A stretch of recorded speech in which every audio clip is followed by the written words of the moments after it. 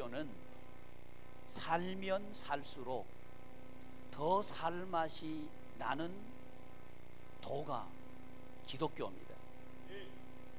그리스도의 도는 예수 그리스도를 본받아서 예수님께서 부활 생명을 누리신 것처럼 우리도 부활 생활을 하는 것이 그리스도인입니다. 저와 여러분들이 우리가 살면 살수록, 나이를 먹으면 먹을수록 더 살고 싶어지기를 축복합니다. 연세가 드실수록 드시고 싶은 게 많아지기를 축복합니다. 그게 영생입니다. 많은 사람들을, 특별히 우리의 가족들을 살맛 나는 가족으로 그렇게 세울 수 있기를 축복합니다. 그게 기독교입니다. 특별히 이제 우리가 이 생명수의 강물, 살고 싶은 이런 생명수의 강물이 우리에게 흐르도록 하기 위해서 크게는 우리 네 가지를 우리는 배워왔고 또 훈련해 왔습니다. 첫 번째는 읽기죠. 하나님의 말씀을 읽음으로 우리는 예수님의 생명에 연합할 수가 있습니다. 두 번째는 묵상입니다. 묵상을 통해서 우리는 예수 그리스도의 그 생명수 강물에 깊이 잠길 수 있습니다. 세 번째는 기도입니다. 우리는 기도를 통해서 하나님과 깊은 교제 안에 들어갈 수 있고 하나님의 나라 생활을 할 수 있게 됩니다. 그리고 네 번째는 대면입니다. 저와 여러분들이 우리가 하나님 임재 앞에서 그 임재하신 하나님을 대면할 때에 우리는 살맛이 납니다. 돈이 주인이 된 세상에서 하나님을 대할 때에 우리의 삶은 살맛 나게 바뀌게 됩니다. 오늘은 그 대면의 두 번째 주제인 사랑 대면 중에서 지난 주간에는 우리가 십자가를 대면했습니다. 얼마나 우리가 우리의 삶 가운데에 십자가를 직면하고 대면했는지를 이 시간 돌아보기를 바라고, 이번 주간에는 우리 구주 예수님의 부활을 대면하도록 그렇게 하겠습니다. 여러분, 기독교는 그리스도의 종교입니다. 그리스도의 도라고 하는 이야기는 그리스도께서 하신 그 일, 또 우리 구주 예수님께서 걸어가신 그 길을 따라가는 종교가 기독교죠. 근데 우리 예수님께서 하신 일을 크게 나눈다면 두 가지죠. 하나는 십자가고 또 하나는 부활입니다. 예수가 그리스도다 할 때에 이 그리스도는 이 두 가지 일을 하신 것을 의미합니다. 십자가를 지신 분, 그리고 부활하신 분, 그분이 예수님이고 그 길을 따라갈 때에 살맛 나게 된다 하는 것이 기독교이고 그리스도의 도입니다. 이것이 믿어지고 이것을 따라가기를 원하는 사람들이 성도들이죠.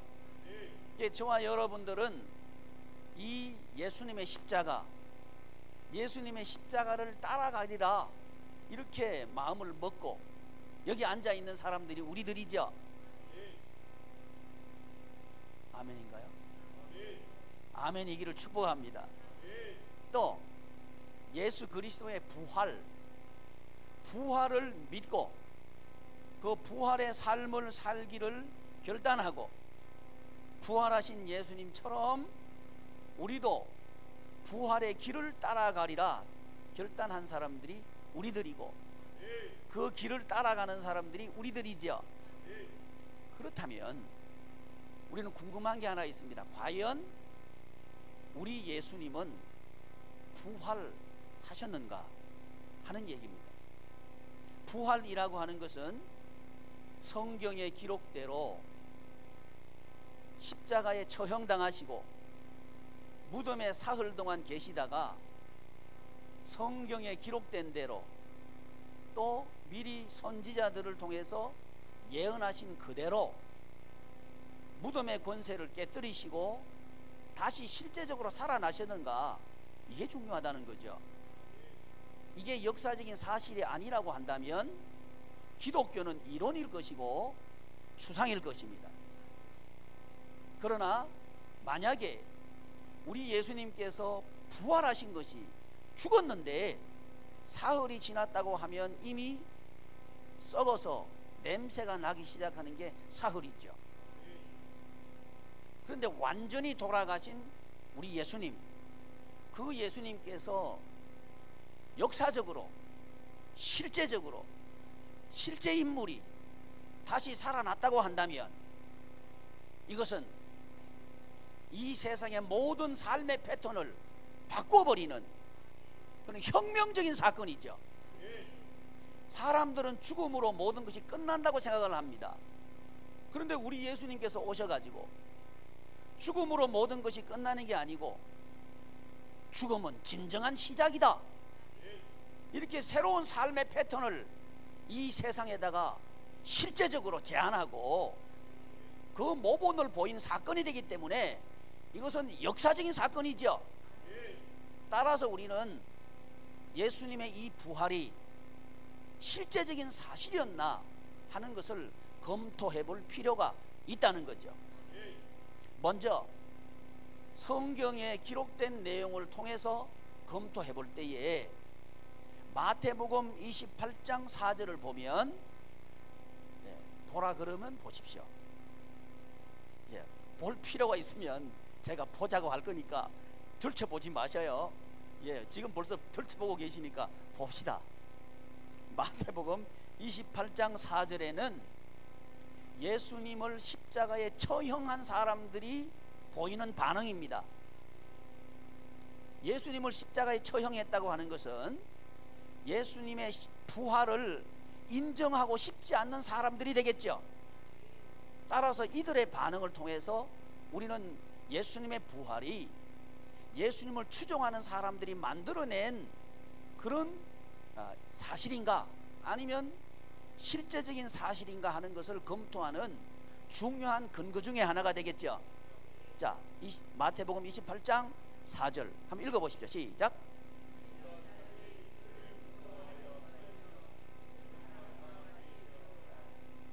아멘.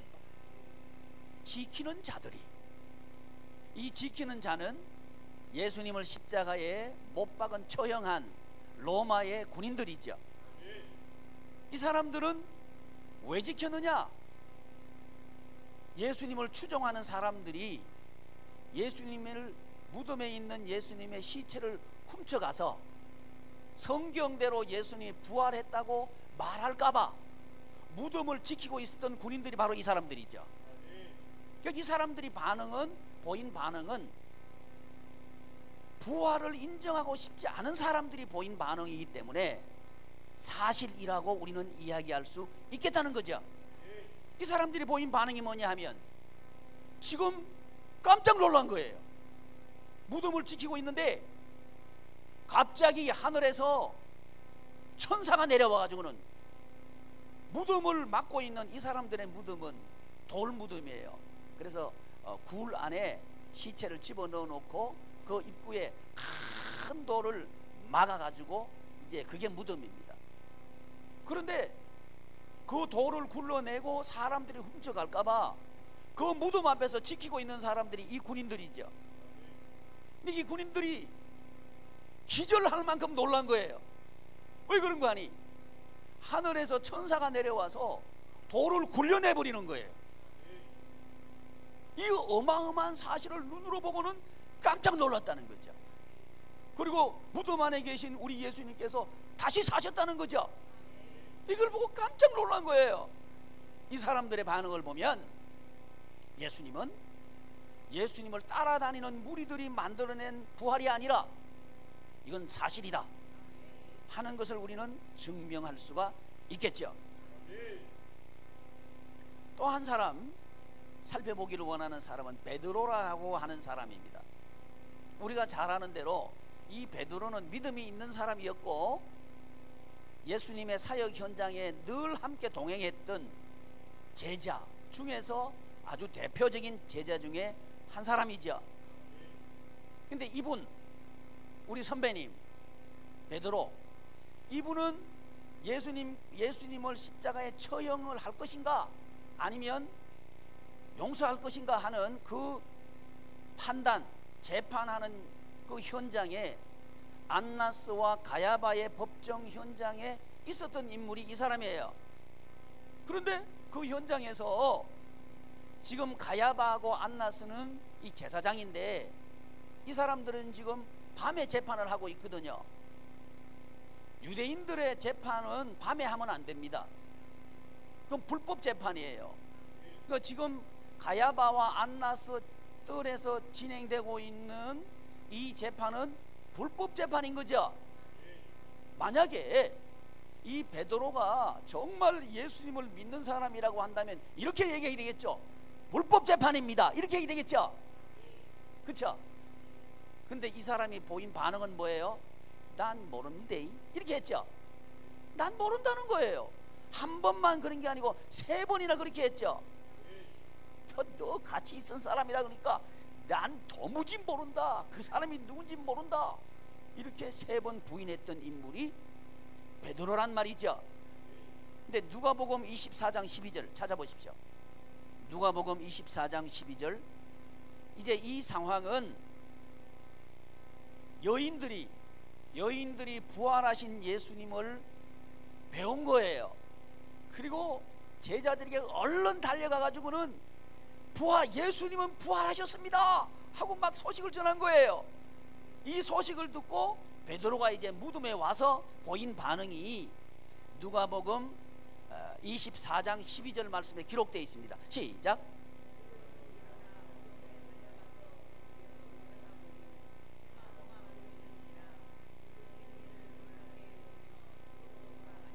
아멘. 이게 이제 베드로가 보인 반응입니다. 뭐가 좀 이상하죠?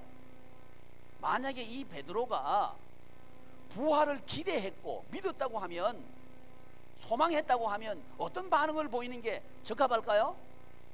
이 여인들이 와가지고 예수님은 부활했습니다, 내가 봤습니다, 그러면 정말이야 하고, 하여튼 베드로는 성질이 급한 사람이요. 제자들하고 같이 있는데요, 하여튼 달리기를 잘했는지는 모르겠어요. 1등으로 달려와가지고 꾸부려서 보는 거죠. 베드로가 일어나 말 들었어요. 예수님은 부활했다. 이 말을 듣고 베드로가 일어나 무덤에 달려갑니다. 달려가서 무덤에 꾸부려서 들여다보니 세마포만 보이는지라. 세마포만 보이는 거예요. 세마포만 보이면 이제 그걸 확인했죠. 그러면 베드로의 반응이 어찌 될까요? 예수님은 부활했다 하고 막 좋아야 될 거 아니에요. 근데 베드로의 반응이 이상한 거예요. 그 된 일을 놀랍게 여기며 집으로 돌아가니라. 이 부분이 이해가 안 되는 거예요. 부활했으면 지금까지 예수님을 따라다닌 제자 아니에요. 그럼 부활하신 예수님을 전파하고 자랑하는 게 맞는 거죠. 혹시 여러분 집에 그 금괴가 한 10짝 있으면 자랑할까요, 안 할까요? 여러분은 안 하지. 누가 할까요? 아이들이 하죠. 그렇죠? 아이들이 우리 집에 금괴짝 10개 있다 막 자랑하겠죠. 있으면 자랑한단 말이죠. 좋은 게 있으면 자랑하는 게 그게 사람입니다. 그런데 3년 6개월 동안 따라다니면서 예수님 따라다니면 뭔가 될 거야 하고 따라다녔는데, 그게 이제 만약에 베드로가 기대했던 그 예수님하고 지금 부활하신 예수님하고 딱 맞아 떨어졌으면 베드로가 어떻게 했을까요? 예수님은 부활했다 이렇게 하겠죠. 근데 베드로의 반응은 심드렁한 거예요. 놀랍네. 그러면서 어디로 가요? 집으로 가버리는 거예요. 여러분 같으면 예배당 오겠죠? 예. 대답을 안 하시는 거예요. 집으로 돌아간다.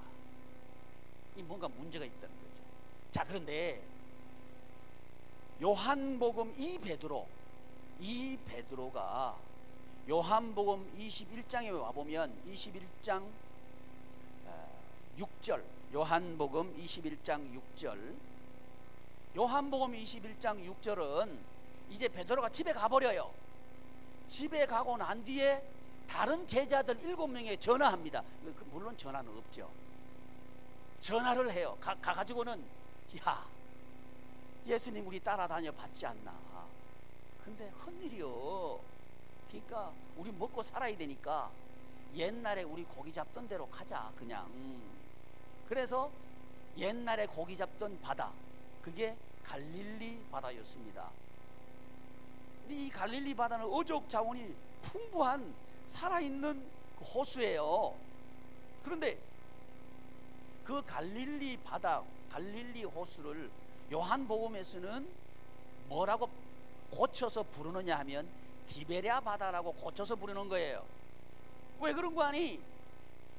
성경에서 사람 이름이나 지명이나 숫자나 이런 걸 말할 때 그것은 아주 중요한 뜻이 있습니다. 디베랴 바다는 로마식 갈릴리 바다의 이름입니다. 로마식으로 고쳐 부른 거예요. 그 지금 베드로가 어디가 있다는 얘기를 말하고 싶은 거예요? 로마의 통치 아래 들어갔다는 것을 지금 말하고 싶은 거죠. 성경의 저자는 이 디베랴, 이거 디베랴라고 하는 바다 이름은 티베리우스 황제의 이름을 따서 디베랴 이렇게 한 거예요. 근데 그 디베랴 바다에 제자 7명하고 참 희한해요. 옛날이나 지금이나 똑같은 게 희한해요. 시험 들면 꼭 전화해요. 전화해줘. 같이 시험 들자 그래. 아, 이게 똑같네. 그래 이제 전화해가지고는 디베랴 바다로 가자 그런 거예요. 근데 그 현장에 오신 분이 누구냐 하면 뿌려서 보고 난 뒤에 놀랍네. 근데 집으로 가자 한 그 뒤란 말이죠. 집으로 가서 뭐 했겠어요? 전화했겠죠.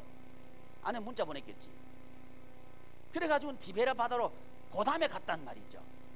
그러면 디베랴 바다에 오신 예수님은 부활하신 예수님이죠.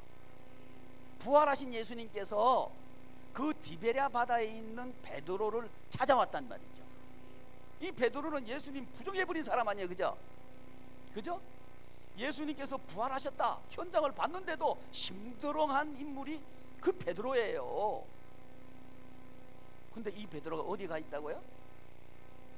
디베랴 바다에 고기 잡으러 간 거예요. 근데 밤새도록 고기 잡았어요. 고기는 언제 잘 잡혀요? 예, 안 잡아봐서 몰라요. 근데 밤에 잘 잡힌다 그러죠? 근데 밤새도록 고기 잡았다는 얘기는 고기가 많이 잡히는 시간에 고기 잡았다는 얘기가 되죠. 근데 한 마리도 못 잡은 거예요. 그랬을 때 부활하신 예수님께서 베드로에게 찾아가셔가지고 그 다음에 하시는 말씀이 요한복음 21장 6절입니다. 21장 6절 시작.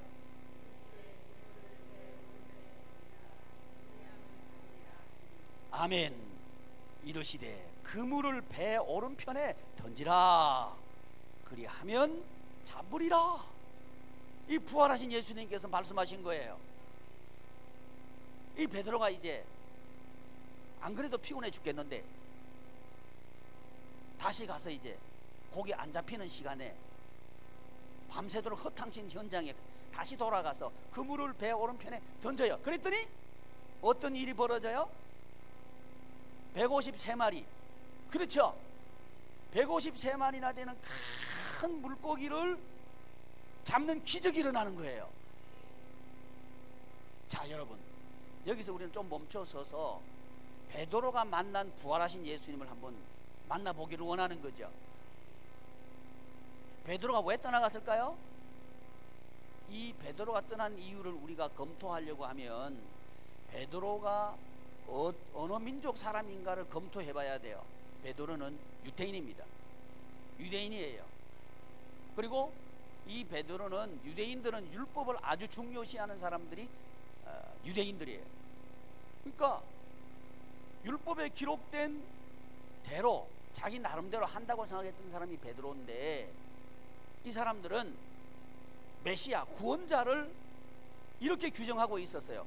메시아는 군인이어야 한다. 군인이어야 한다. 예수님은 군인 아니시죠? 군인 아니에요. 오히려 군인들한테 죽었죠. 돌아가셨죠. 그러니까 예수님은 메시아 조건을 충족하시는 거예요? 못 하시는 거예요? 못 하시는 거예요. 또 메시아는 해방시켜야 된다는 거죠. 로마에 지금 이스라엘이 속국이 되어 있는 거예요.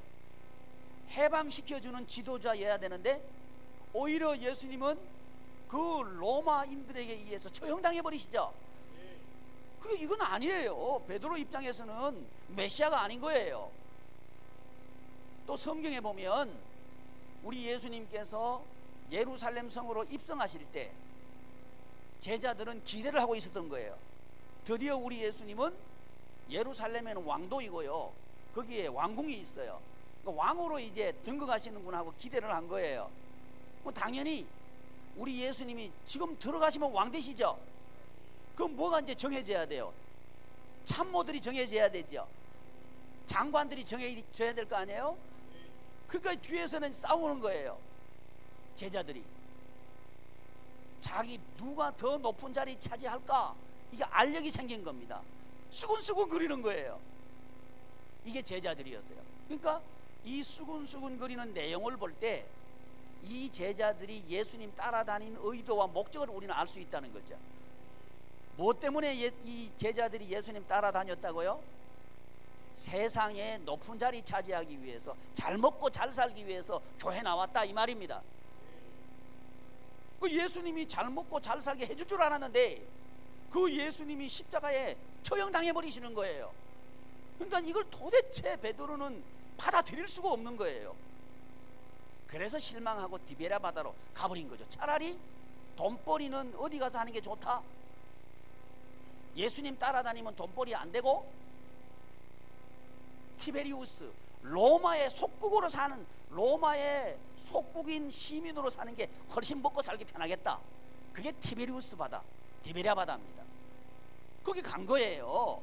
근데 거기 가서 보니까 예수님은 아무 능력도 없는 줄 알았는데 예수님이 시킨 대로 그물 던지니까 기적이 일어났죠. 1호 3에 기적이 일어난 거예요. 그러니까 베드로가 이제 혼란에 빠져버린 거예요.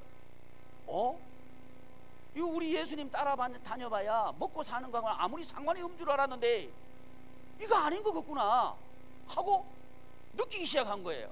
그 예수님께서 베드로와 제자들에게 뭐라고 말씀하시느냐 하면, 너희들이 예루살렘을 떠나지 말고 아버지께서 약속하신 것을 기다려라, 이렇게 말씀하시는 거예요. 이 부활하신 예수님께 그걸 얘기하신다고요. 아버지께서 약속하신 게 뭐냐? 그게 바로 성령님이죠. 성령님의 임재 또는 성령님의 임재와 충만을 기다려라. 이 말씀을 듣고 베드로와 제자들이 기도하죠. 그랬을 때 성령님이 임재하시고 성령의 충만을 받죠. 이게 생수의 강이 흐르는 겁니다.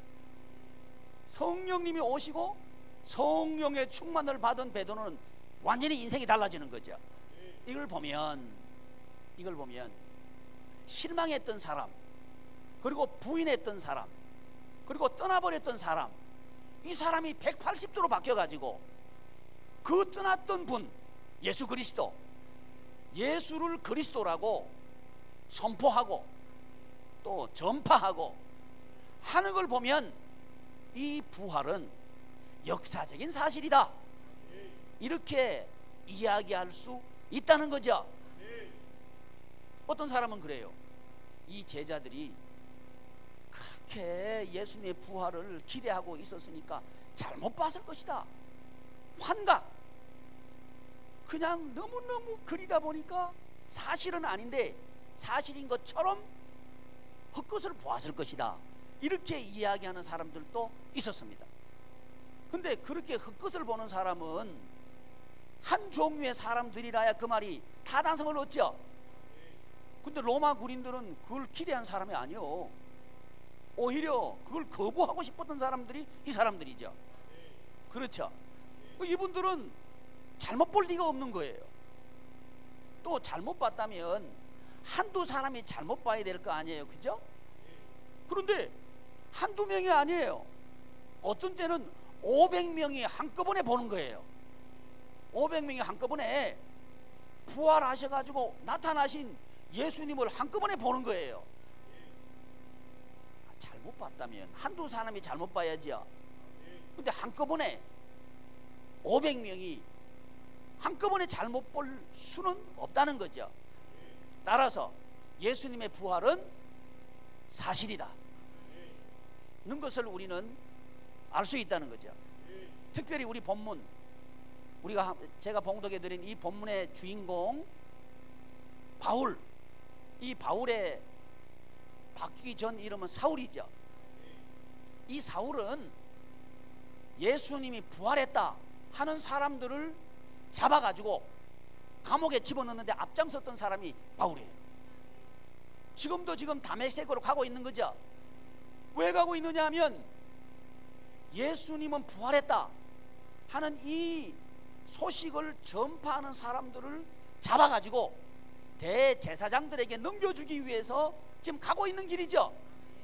가고 있는 길에 이 바울이 하늘에서 음성을 듣고 하늘에서 빛이 내려와가지고 거꾸러지는 거예요.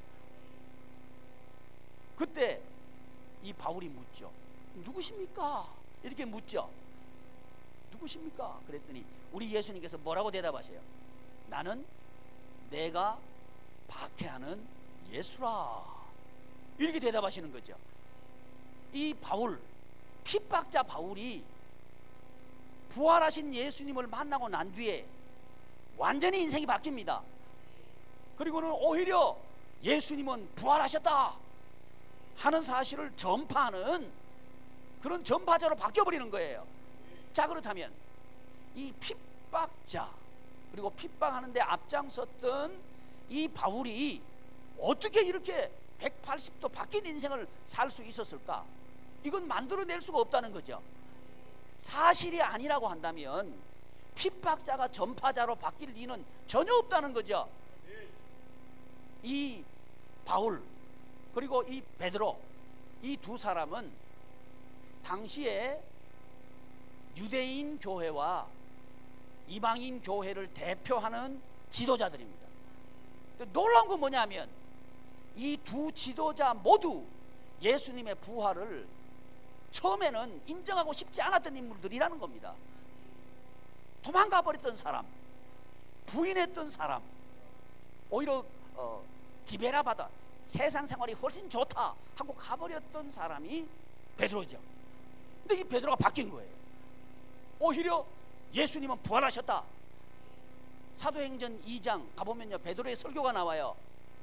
베드로가 설교하는데, 베드로가 전파하는데 뭘 전파하느냐? 너희들이 예수님을 십자가에 못 박았다. 그러나 우리 하나님께서 다시 살리셨다. 너희들이 회개해라. 그리고 예수님을 믿어라.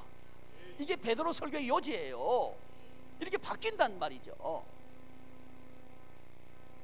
그러므로 우리는 이 1세기에 벌어진 부활, 예수 그리스도의 부활은 실제 사건이다 하는 것을 우리는 확인할 수 있는 거죠.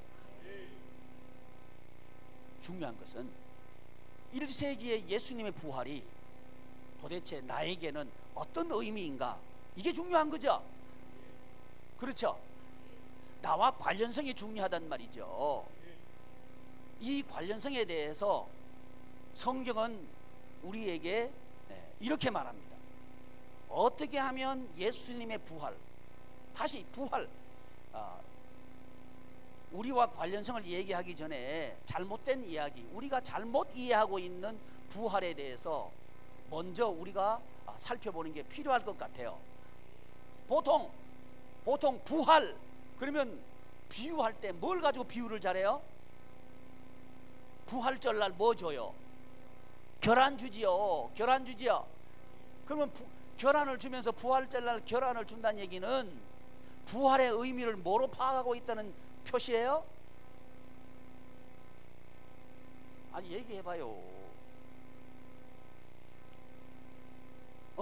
알에서 깨고 나와가지고 뭐가 되는 거? 뿅아리가 되는 게 부활이다 그 얘기죠. 이걸 부활로 우리는 이해하고 있다는 거죠. 물론 일면 이해가 되는 측면이 있습니다. 그러나 함정이 있다는 걸 알아야 합니다. 우리에게 부활의 감격이 사라지게 하는 아주 독이 있다는 걸 알아야 돼요. 이걸 놓치고 있는 거예요. 그래서 우리가 예수 그리스도의 부활을 대면해야 되는 이유가 여기 있습니다. 보셔요. 결론부터 말씀드릴게요. 우리가 예수님의 이 부활의 놀라운 감격, 이것이 우리의 감격이 되려고 하면 예수님의 부활이 우리 부활이 되어야 됩니다. 그러려고 하면 예수님의 부활이 정말 무엇을 위한 부활인가를 알아야 되는 거죠. 자, 결혼은 아무것도 못하죠. 아무것도 못해요. 근데 부활은 뭐예요? 알을 딱 깨치고 나와가지고 퍼덕퍼덕 날 수 있죠. 그리고 잘할 수 있죠. 누가 좋아지는 거예요? 닭이 좋아지는 거죠. 계속 결안으로 있으면 그 결안은 어떻게 되는 거예요? 썩어요. 그렇죠? 결안은 부화 못하면 썩어버려요. 죽어버려요. 그러니까 죽을 자기 자신이 깨치고 나와서 퍼덕퍼덕 살 수 있으니까 이 부활은 멋진 거죠. 이것을 우리는 부활로 규정하고 있었다는 겁니다. 과연 그것이 기독교의 부활인가 하는 것을 우리는 놓치고 있다는 거죠. 또 부활을 얘기할 때 번데기가 뭐가 되는 거? 번데기가 나방되는 거, 이걸 부활로 보고 있죠. 번데기는 번데기지 뭐. 번데기는 아무것도 못하죠. 가만히 있는 거예요. 근데 이 번데기가 드디어 뭐가 됐어요? 허물을 벗고 나방이 돼서 저 창공을 날아다닌다. 얼마나 멋져요. 그러니까 우리도 이런 부활을 생각하고 있으니까 교회 나오면 이 번데기가 허물을 벗은 것처럼 우리를 속박하고 있는 허물을 훌훌 벗어버리고 헐헐 창공을 날아가는 멋진 인생이 교회 나오면 펼쳐지는가 보다 하고 교회 나왔다 이 말이죠. 웬걸 교회 나와도 영 번데기요. 허물을 벗지를 못해. 계속 번데기 그러니까 이게 뭔 문제가 있다는 거죠. 그러니까 다니는 사람들이 뭔 생각해? 교회 댕겨도 별 수 없대 이렇게 얘기하는 거죠. 교회 댕겨도 별 수 없다고 생각하는 거예요. 그러니까 예수님의 부활은 나와 관련성이 없게 되는 거죠. 과연 그러는 건가 이 말이죠. 우리가 예수님의 부활을 오해했다는 겁니다. 이 두 예는 우리가 많이 익히 들었던 예입니다.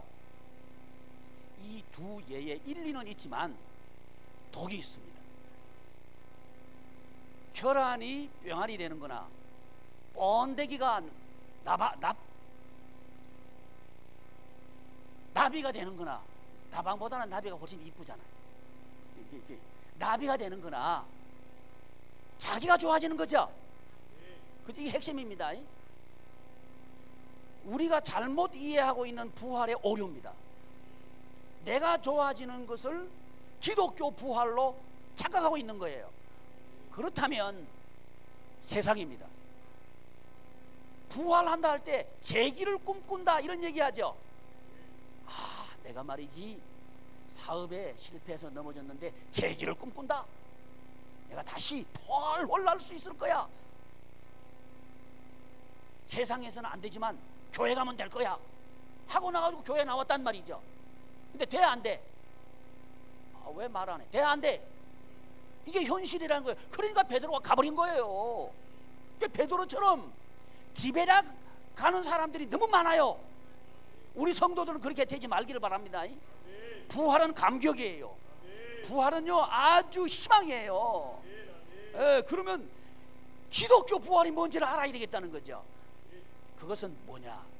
예수님께서 왜 부활하셨는가 하는 그 이유를 안다면 기독교 부활은 분명해집니다. 예수님의 부활은 당신을 위한 부활이 아닙니다.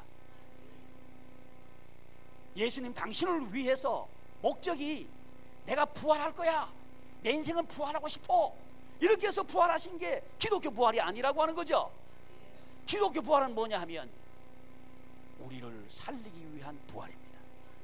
핵심이 자기 자신을 위한 부활이 아니고 다른 사람을 살리기 위한 부활이라는 게 기독교 부활입니다. 그래서 우리 예수님은 부활의 첫 열매가 되신 거예요.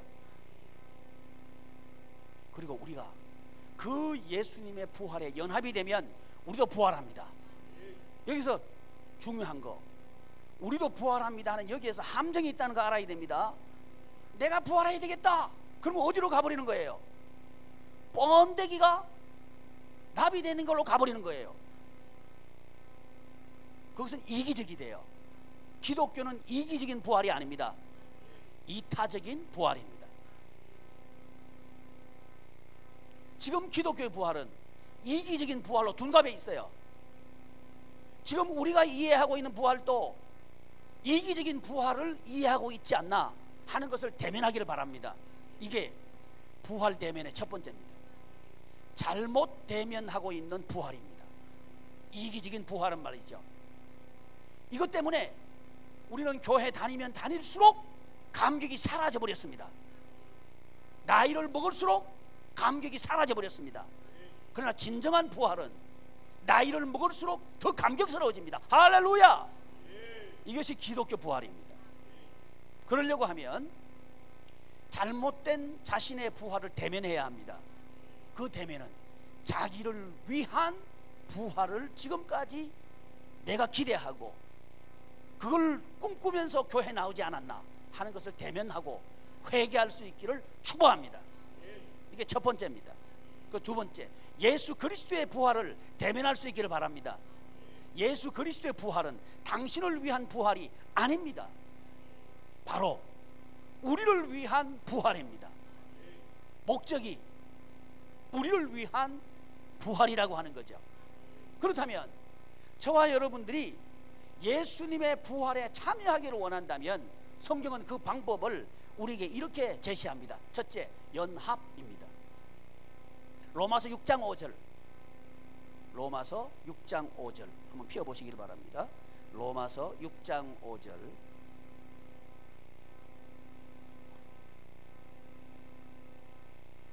로마서 6장 5절 시작.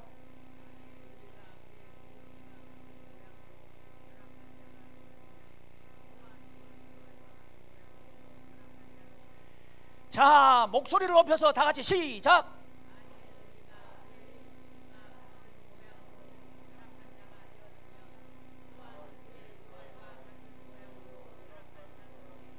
아멘. 만일 가정입니다. 만일 우리가 그의 죽으심과 같은 모양으로 연합한 자가 되었으면, 조건이죠. 이 조건이 충족이 되면 이 말입니다. 그의 죽으심과 같은 모양으로 연합이 됐다. 이 말은 예수 그리스도의 십자가에 연합하면 이 말이죠.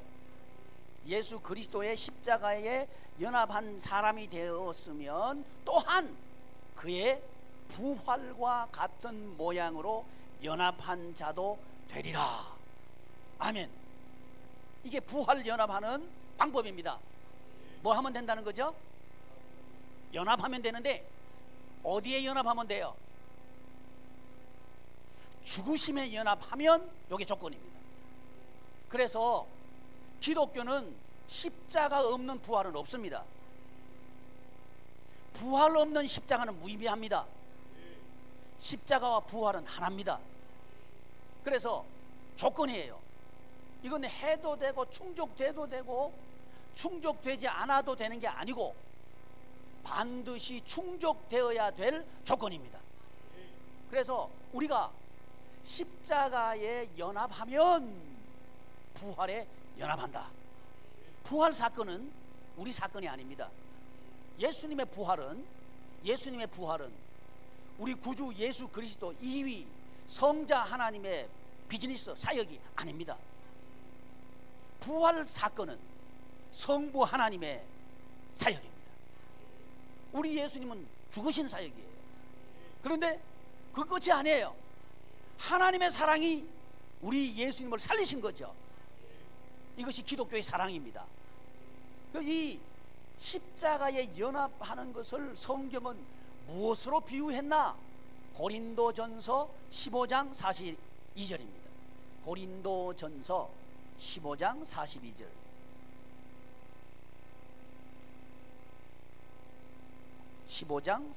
찾으셨나요?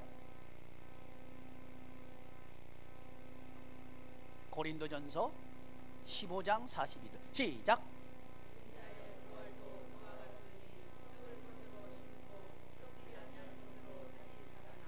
아멘. 죽은 자의 부활도 그와 같으니 썩을 것으로 심고. 자, 십자가는 뭐란 얘기예요? 심는 것이다. 심는 것이다. 고린도전서 15장 36절 그 앞에 있습니다. 36절 시작.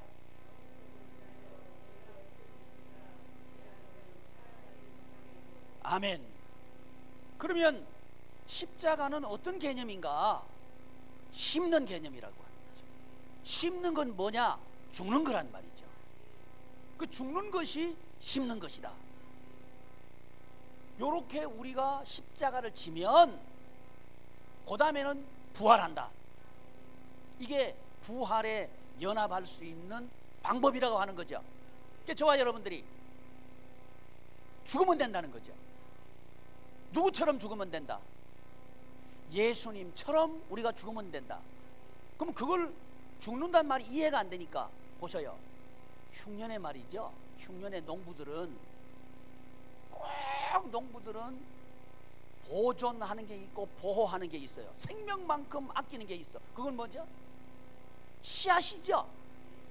씨앗은요, 내가 배가 골아서 곧 죽을 것 같아도 씨앗은 안 먹어. 그러니까 옆에 있는 사람들이 먹어버릴까봐, 혹시 배고파서 못 견디는 아이들이 먹어버릴까봐 그 농부는 씨를 어디다 집어넣나요? 벽에다 집어넣어놓고 밤에 잘 때도 못 가져가도록 비고 잔다는 거예요. 그 자식이 와서 훔쳐가려고 그러면 비계를 가져가야 되죠. 온통 농부의 마음은 어디가 있겠어요? 비계에 가 있지. 비계 뭔 말인지 알죠? 벽에 말이 맞아요? 비계가 맞아요?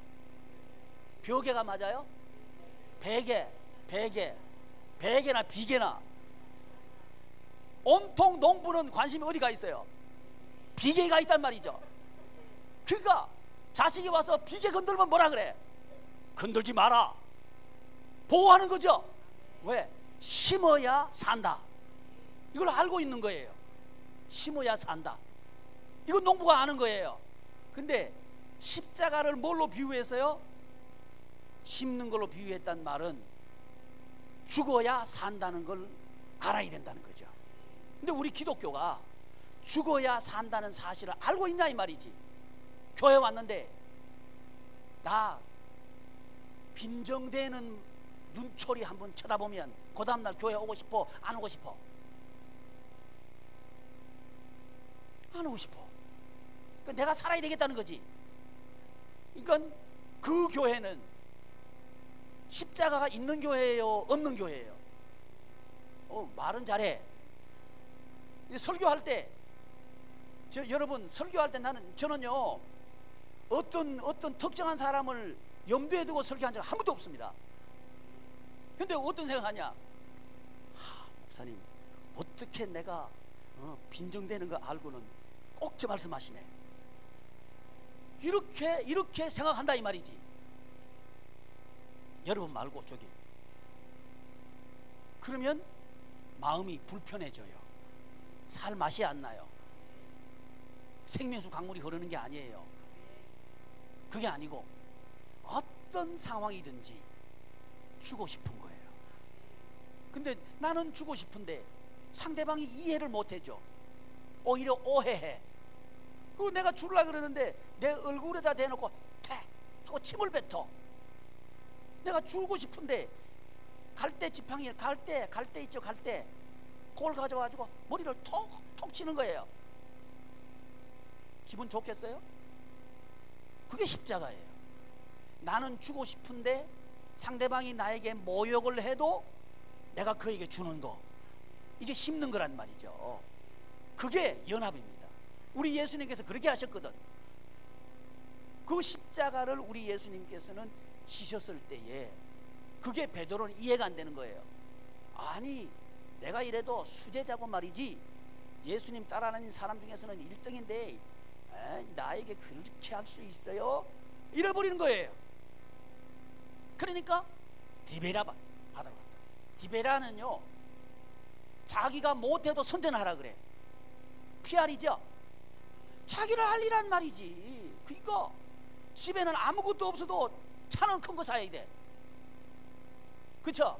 아, 여기 말고 그런 사람들이 있어. 끼니는 없어도 옷은요 화려한 거 입어야 돼. 왜? PR해야 되니까. 자꾸 높이고 싶은 거예요. 그럴수록 속은 허해지는 거예요. 집에 가가지고는요, 여러분 옷 좋은 거 입다고 배부르는 거 보셨어요? 제가 권합니다. 배고프들랑은 옷 사지 말고 쌀 사십시오. 그게 좋습니다. 근데 지금 세상은 뭘 사라 그러냐면 옷 사라고 부추기는 세상이 지금이에요. 여러분, 혹시 집을 큰 집 가지고 있어가지고 빚 때문에 힘들거든 팔아버려요. 목사님 제값 받고 팔아야죠. 손해보고 파셔요. 네, 아멘 안 할 줄 알았어. 손해받고 안 팔면 계속 손해볼 겁니다. 팔아버려요. 팔아버리고 아주 편하게 사셔요. 속 편하게 사셔요. 근데 안 팔고 싶은 거예요. 왜? 집 규모가 내 자존심이거든. 그러니까 계속 자존심이 반미게 주나 되는 거예요. 계속 쪼들린다 이 말이지. 왜 그래요? 세상은 그렇게 하라 그래. 살맛이 안 나. 십자가는 뭐냐? 낮아져 버리는 거예요. 아멘. 근데 우리가 낮아지려면 낮아져 안 낮아져? 말은 낮아져 그러면 아멘 그래. 근데 진짜로 낮아지라 그러면 시험 들어. 우리 교인들이 그럴 테니까. 그러면 하나님께서 가만 계시는 분이에요? 가만 안 계시는 분이에요? 가만 안 계셔. 어떻게 해? 낮추시고 하는 거예요. 낮추시고. 하나님이 낮춰버리는 거예요. 하나님께서 낮추시면 안 낮아질 전제가 없습니다. 계속 안 낮아지면요 돈 뺏어버려요. 그러면 하나님이 돈 가져가시는데 자기 주머니에 돈 있을 사람이 아무도 없습니다. 하나님께서 불어버리시면요 하루아침에 다 불려가요. 이분이 왜 그러실까요? 우리 하나님께서 왜 그러신다 그랬죠? 하하, 이걸 배워야 되는데 십자가 되면 허됐구만. 돈이 불려가거들랑은 하나님께서 내가 십자가 원수라는 것을 깨닫게 해주시는구나, 요래면 된다 그랬죠. 근데 대부분 돈이 날려가면요 아이고 아까버려 하면서 원망하고 핑계하고 다투고 싸운다 그랬죠. 그러니까 돈 없어지면 원망해요.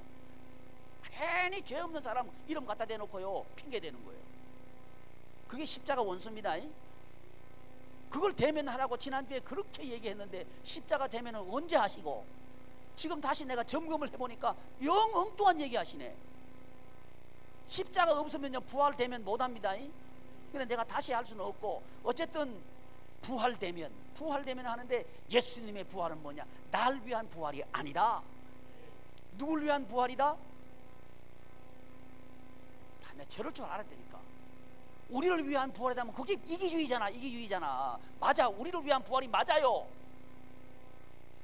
다른 사람을 위한 부활이다 이 말이죠. 나 아닌 다른 존재를 위한 부활이다 이 말이죠. 이게 기독교 부활입니다. 근데 지금 기독교는 자기를 위한 부활로 둥가지 펴놓은 거예요. 그래서 자꾸 우리 맞기는 맞아. 이게 문제입니다. 우리의 살고 싶은 맛을 뺏어가버리는 이 독이 그 안에 들어있는 거예요. 여러분, 그런데 말이죠, 예수님의 부활은 우리를 살리시고 예수님의 부활에 연합이 되면 베드로와 바울처럼 멋진 인생을 살게 되는 거예요. 아멘. 이 부활 대면입니다. 진짜 저와 여러분들이 무엇을 위해서 살 것인가를 발견하게 되는 거예요. 그 인생의 진짜 의미를 대면하게 되는 거예요. 그건 뭐냐? 다른 사람 부활시키기 위해서 나는 산다. 다른 사람을 위해서 내가 십자가 지기 위해서 내가 산다 하는 이 의미를 탁 발견하는 순간 베드로는 달라지는 거예요. 바울은 달라지는 거예요. 우리도 달라지는 겁니다. 따라서 우리 교회가 달라질 줄을 믿습니다. 우리 성도님들이 달라질 줄을 믿습니다. 그 부활을 대면할 수 있기를 축복합니다. 그런데 이 부활은 전적인 하나님의 은혜입니다. 하나님께서 하시는 거예요. 그래서 이 부활을 막을 자가 없습니다. 할렐루야. 이 부활의 권세를 뺏어갈 자가 없습니다. 아멘. 흑암의 권세는 떠나갑니다. 견고한 진은 파괴됩니다. 우리 가정에 있는 수많은 흑암 권세는 묶이고 떠나갑니다. 왜냐하면 생명수 강물이 흘러들어오기 때문에 그런 거예요. 할렐루야. 할렐루야. 그래서 저와 여러분들이 부활대면하기 위해서는 잘못 이해하고 있는 자기중심의 부활을 대면하십시오. 그것 때문에 신앙생활이 재미없는 거예요. 인생이 재미없는 거예요. 아멘. 살면 살수록 재미나는 길이 있어요. 살만 나는 길이 있어요. 그건 뭐냐? 예수님의 부활을 내 부활 삼는 거예요. 할렐루야. 우리 교회가 이런 교회 되기를 바랍니다.